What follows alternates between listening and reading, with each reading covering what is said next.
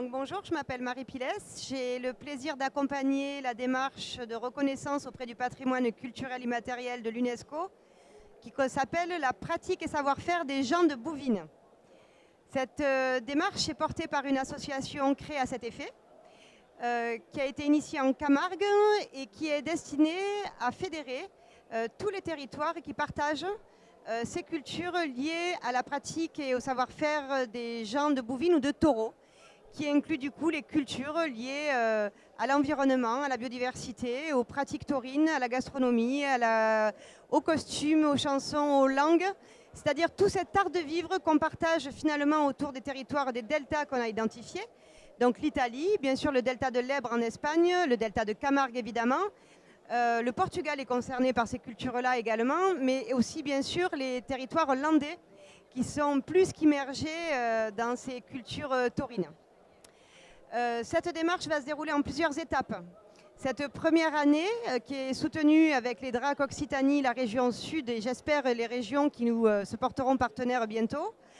est destinée à regrouper les différentes communautés qui partagent ces cultures liées au patrimoine culturel immatériel des gens de Bouvines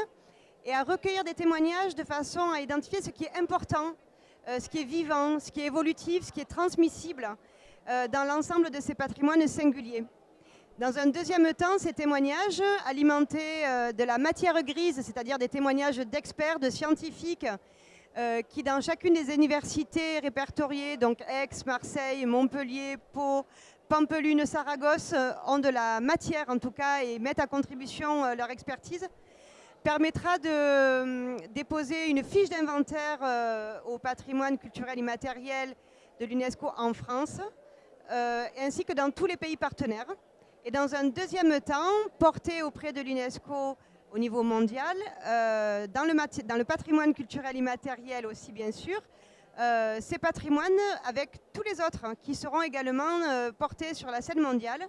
et qui pour nous présenteront du coup un élément décisif puisque ça permettra de faire reconnaître